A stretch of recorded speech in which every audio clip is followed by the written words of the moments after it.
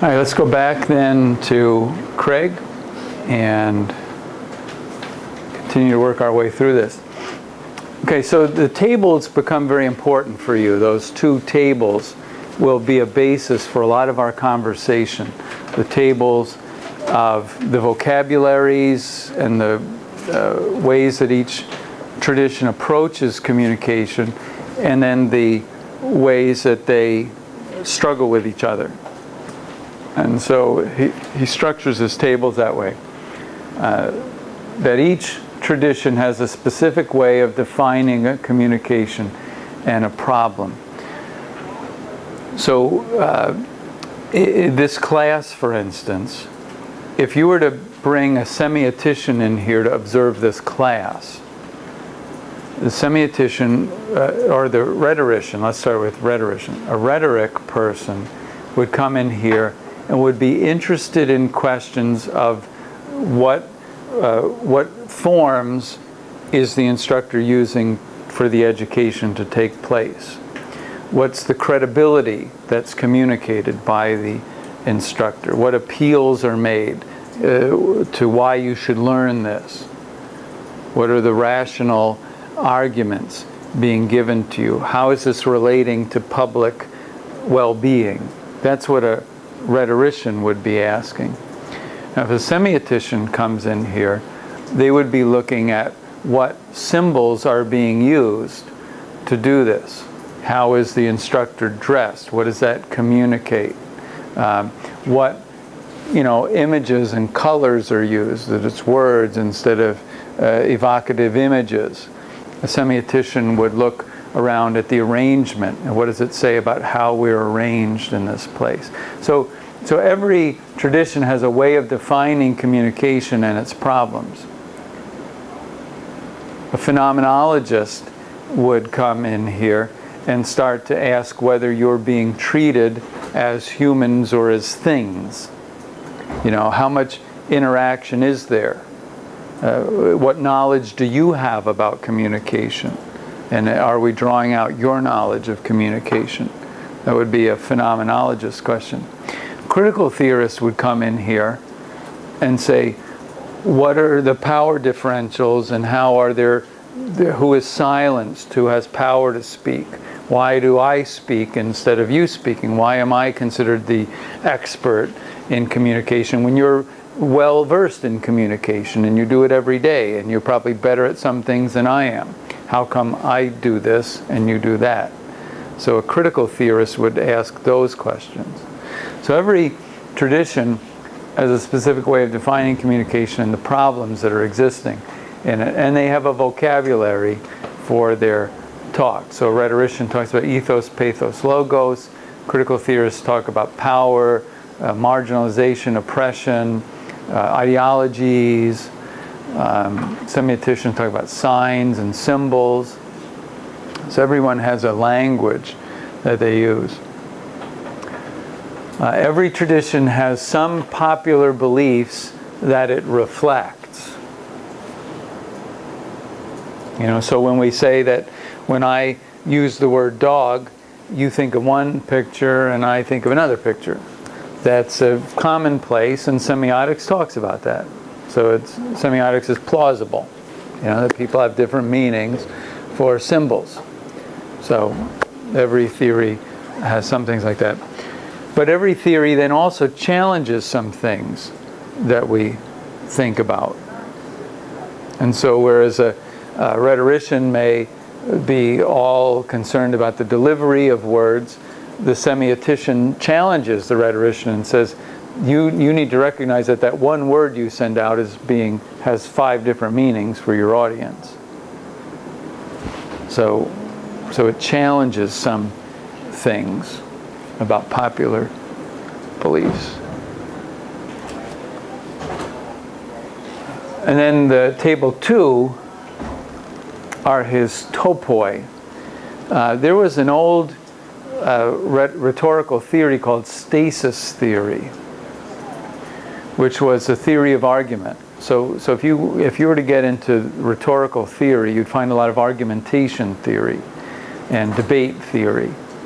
And stasis theory was built around the idea that there are certain points where things crash into each other. And you can predict those points. So arguments are going to be about, is it more or is it less? Is it better? Is it worse? You know, there are points that you can predict where things will come together and stop. There'll be stasis points. Things will stop until you resolve it in a debate, in a law court or something. And those are places. They thought of it as a field, a physical field kind of, with places where things would stop. So they called it topoi. You know how we talk about topography? That's the same background there. But, so issues for theoretical debate. How each tradition criticizes each other tradition and criticizes itself. So he's got these two tables that become kind of a place to work from. And so I remember for Amy Young's comprehensive exam, for instance, she was interested in, I can't even remember now what her focus was. But she had an interest in a communication issue. Music, that was it. Lyrics of songs, that was it. And she looked at it from a particular theory, and that explained what was happening in these lyrics. So I said to her, for your comprehensive exam, create a Craig-like table where you compare two theories, that theory and another theory, and the way that they address the lyrics differently. So she had to compare in different points the way the theories looked at music lyrics. So this is what Craig has done in his second chart. Right, so there's the 7 traditions. And he gives nice little summaries here. The rhetorical tradition. Is anybody here feeling like, I'm going to just ask you as we go through each tradition, is anyone feeling like this is the tradition that is most resonant for you in what you're doing? Yeah, the critical theory, for some reason, for whatever reason, it just seems clear to me that that at least the questions that one would pose and the roads you would go down, you know. So critical theory is resonant for you. It feels comfortable. It feels like this promising, is promising the way that I would like to do analysis of communication issues. Does rhetorical theory work in that way for anybody? Public discourse, argument, that works for you? Yeah, ethos, pathos, audience analysis, construction of messages for persuasive power and effect. That's kind of rhetorical perspective. Then you have your semiotic, which is your communication is mediation by signs. So if you were a designer, this would probably be something you would like. If your job is to lay out posters and newsletters, you know, and to draw logos and things like that, semiotics would probably be something you'd really be interested in. Because what is this going to communicate when I send it out? You know, how is this designed? What is the arrangement of it? What symbols are embedded in it? I'm trying to think if this whole move-on thing with General Petraeus is a semiotic issue. Is anybody following that story? The general from Iraq came back and gave testimony, and Move On organization ran an ad in the New York Times that played on his name. General Petraeus betrayed us. There's a play on the name there. And I was listening to the radio, and once a Move On person was saying, well, you almost can't say Petraeus without saying betray us, you know. And I'm like, you know, but there's almost a semiotic part of that where there's a resonance and a symbolic overlap in the word. So that probably is a semiotic analysis could be done of that. because the word is a sign in that case. The phenomenological is the experience of dialogue with others. So I'm not feeling like that's anybody's here focused on that. If you were interested in NGOs, non-government organizations, and community building, and nation building, and community organizing, this might be a field that you would want to explore. And we've had people in this program who have been very much into advocacy and things.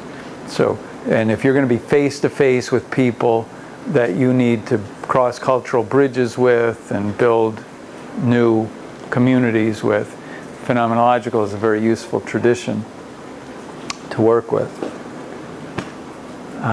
Cybernetic, I think Craig is weak here on cybernetic tradition because I know a lot about cybernetic tradition, and there's a richness in cybernetic tradition that he just breezes over. Where communication, he says, is the flow of information. Cybernetics is also the study of how complex organisms and organizations manage themselves through complex and adaptive interactions. So if you're interested in the question of organizational transformation, how organizations are adapting to new management styles, and organizations are adapting to a changing market and having to deal with globalization and larger systems affecting smaller systems, cybernetics is a way you might want to be looking at things. Because it looks not at linear processes, but at circular processes. And things that feed back on themselves and multiply. And this is where, if any of you have an interest in chaos theory, I don't know if you've ever looked at chaos theory and the relationship of that to spontaneous organization.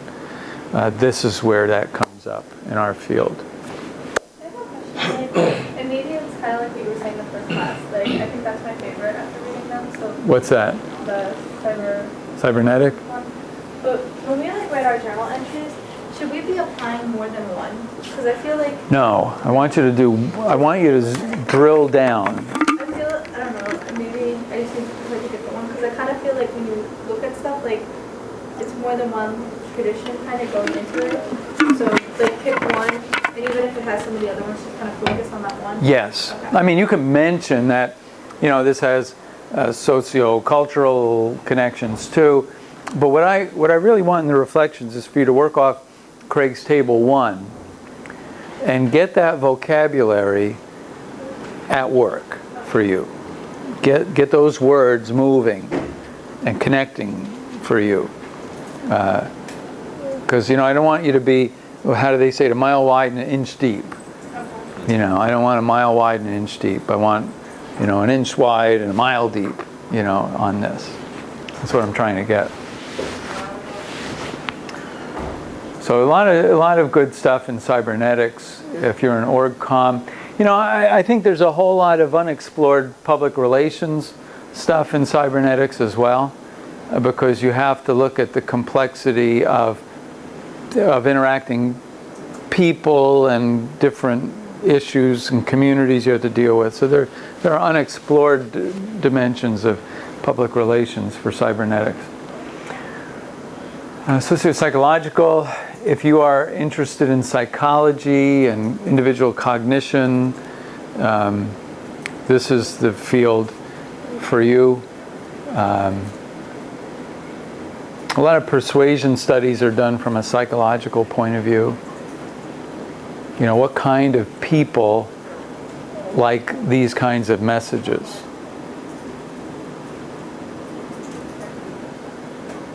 What traits do people have? Individuals. Whereas the socio-cultural gets at the question of what kind of markets am I approaching? What kind of cultural groups am I after? How will I target my PR program to this population and differently for this population? So what are their beliefs, attitudes, and values in that cultural population.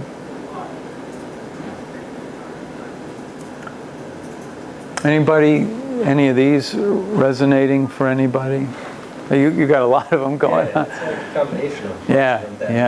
Like, That's okay. Rhetorical I like a lot, and then from a PR standpoint, the socio-cultural. Yeah, so cultures is very important. You kind of need to know how to jump And it's like a little bit of everything, I think. the old example of the Chevy Nova. You know that story, right? And you market it in the Latin community, and it means it doesn't go. So you have to think about your cultural issues. And like the babies, I don't know, this always kind of freaks me out. I think every person in Africa, like, or one of the African countries, what you put on the label, like you put a picture of whatever it is on the label, so Right. like carrots, have a picture of carrots, and Gerber puts a baby on it. And every time I see the Gerber baby food, I always think People thought they were babies in it. Yeah, because I thought it was like, Baby. you know, because you can't see what it is, they thought it was like rounded up baby is inside. Yeah. What are the Americans selling us now? Yeah, culture. Cute little babies all munched up. Yeah. It's easier. Oh dear. Yeah. Relating back to cybernetics and PR, I was thinking about class I had with me last semester on crisis communication, and I kind of related some of that to cybernetics and what we were doing with systems theory in terms of how crises in an organization or even, in a broader sense, Right. can kind of be circular, like, or system of events. Okay. Yeah. Anytime you have complex interacting parts that are tied together by something and influence each other, you're into cybernetics. What about when you have like a crossover population of voters, for example? There were Reagan Democrats. Right. Would that have been a phenomenological effort? Well, who are you and what are you trying to do? Well, you're Republicans, and you're trying to get them back. You're trying to appeal to Democrats who feel as though things have gone too far to the left, and it's going to hell in the handbasket. So, Right. Yeah, right. There's a lot of theories could deal with that. Right. I'd first think of the rhetorical, because then you're trying to appeal to an audience. You're analyzing an audience. Right. You're trying to create a message that targets an audience's views and make those natural connections.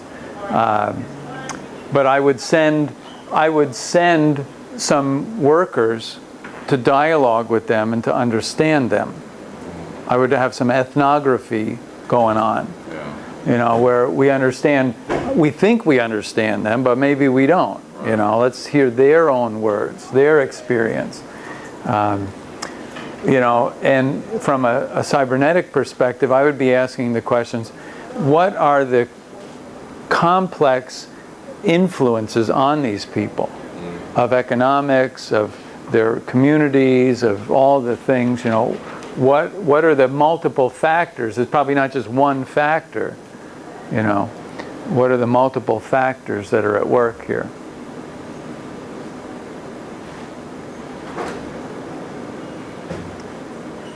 So, there we go.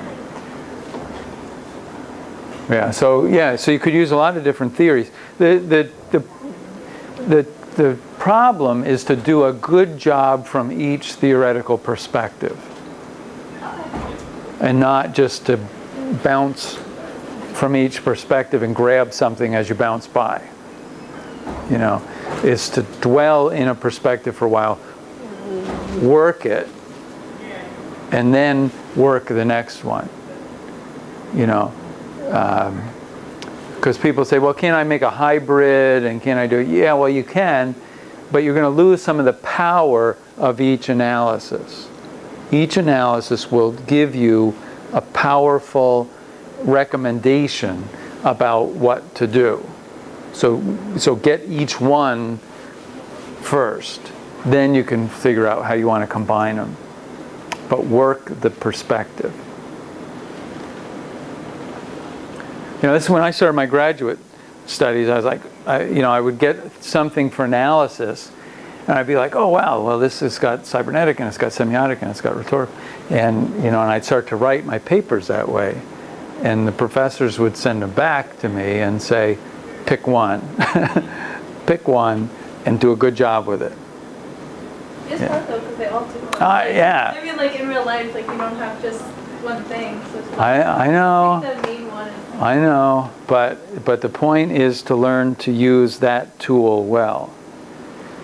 So then you can go, once you know how to use it well, then you can go back and use other ones.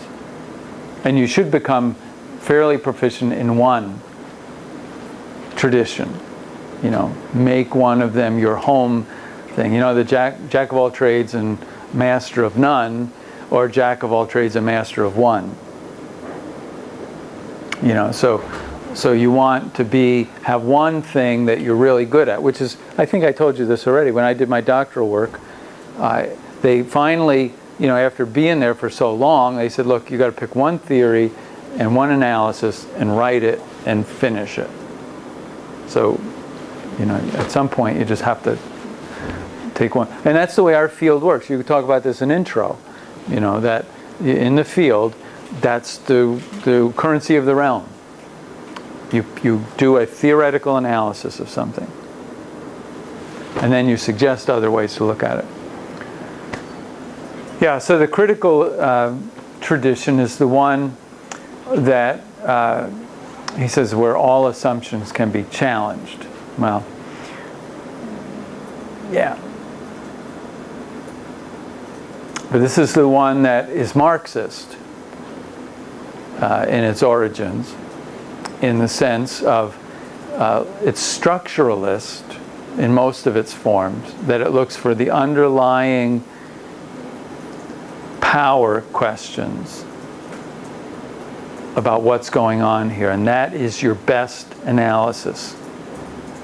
For a Marxist, it was economic, or it was cultural, or capital, Adorno and Frankfurt School, and you read about them in your article. And Habermas comes out of that tradition too. The culture industry, there are books that look at the way that the production and the creation of products and advertising is consuming people's life. And they lose public life, and they lose aesthetic life, because they're all with cheap stuff. So they lose appreciation for good novels and good art and these things, because they're just overwhelmed with junk. So there's a lot to do a lot of social criticism in critical school. So any quick thoughts about those before we move through further? But yeah, find one where you want to, they're all highly interesting, because they all deal with problems and issues of communication that we all deal with. But you'll need to find one area to begin to zoom in on and work hard, so that you can find your way. Because this is a big field, and if you don't choose a road through it, you can't do the whole thing. I have a question. Go ahead. And I don't know, forgive me, but like, how in our project, right? How we work with a company or with Yeah. an organization. When they hire, and I don't know if they hire like theorists or how it works, but like if you go in to help them, would you just pick one? Like, I mean, I know for our homework it's different, it's more like a learning experience for us, but like when people go in to help organizations with their problems and stuff that they're having, do they kind of like focus on one area and try to fix that, or do they do kind of like a broad? No, they do multiple things. I mean, a client comes to you with a problem. They don't know communication theory. They're not interested in knowing communication theory. They've got a problem. They have a speech to give. They have clients to mollify after a public relations thing has gone bad. They have. I was talking with a communication professor a while ago who has done a lot of legal consulting for jury selection. And so she has been asked by lawyers to help them think about how to manage jury selections for the betterment of their clients. So she goes, listens to their problem, and then reaches back into her communication theory books and starts to look for issues that are dealing with the kinds of things that they're talking about. So then she'll find something about it, about like cognitive dissonance theory, with jurors, and she will recommend to the people that in their arguments or whatever, they discern the views of the jurors or whatever, and then they shift their argument a little bit over to move them. Because cognitive dissonance theory says if you try to move someone too fast, they'll reject it, but if you move them a little bit, they'll go. So she says, all right, based on my knowledge of communication theory, you need to do this. She doesn't say, let me give you a lesson in cognitive dissonance theory. Right, so from a consultant's point of view, your job is to deliver the goods without delivering all this theoretical knowledge. Yeah, you're giving them which is what Craig is really after. Craig wants you to come out of the practical world. People say to you, I have a problem. We can't do this, this, or this. This is a problem. You turn it into your theory world. You work with it. You struggle different theories with it. And then you turn it back out to the practical world in a way that people can understand. So Hillary Clinton just came out with this health initiative today. Okay. And so the last time she did it, in '94, she got killed because she tried to take them too far. Okay. All at once. I mean, she did sort of a critical theory thing of like, well, what's wrong with the socialist system in Europe? Why couldn't we have it? And of course, the other side ran with it, and the next thing you know, we're going to be Russia, and like that would be a bad thing. But now she sort of undercut them, and she took the cognitive dissonance. What you just did, and right. She sort of said, she took that argument away from them and said, okay, I'm going to give you a choice. You can stay with right. what you want. Yeah, and a little bit at a time. Right, and so there's the application of some communication theory to practical problem of moving a group of people, and with healthcare and socialized medicine, you have a semiotic problem with the symbols, because the symbol, once you say that word, socialized medicine, bang, it carries with it a bunch of other symbols. So right, so you want to change your language, you want to move people slowly. Do you think you should create a new word? Yeah, see, I would have liked to have seen her create some new concept. That would take it in a whole new thing and break out of the old problems. Language is incredibly powerful that way. If you can redefine a situation, Irving Goffman is about this a lot. I'm trying to think of which, sociocultural maybe? Anyway, Irving Goffman was a big proponent of understanding interaction in terms of its framing. That things have meaning within the frame that they're in. So I could say something to you here, and if we change the frame to a court of law, all of a sudden it has a different meaning. And if we change the frame to my home, it has a different meaning. So he was a big person about that. How you frame things makes a huge difference. It's got some good theoretical stuff. So people criticized Craig after he wrote this article. Myers said, you're just pulling this out of the air and there's no grounding for it. And he said, I'm grounding these things practically. So I keep going back to practical issues. Someone wanted to add an eighth tradition, and he said, yeah.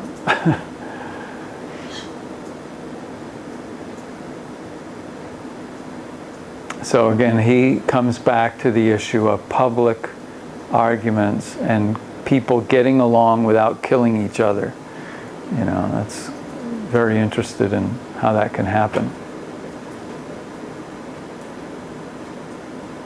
And he's going after Asian traditions of communication.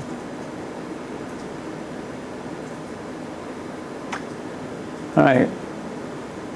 So that was that. Let's go. Now you have in your book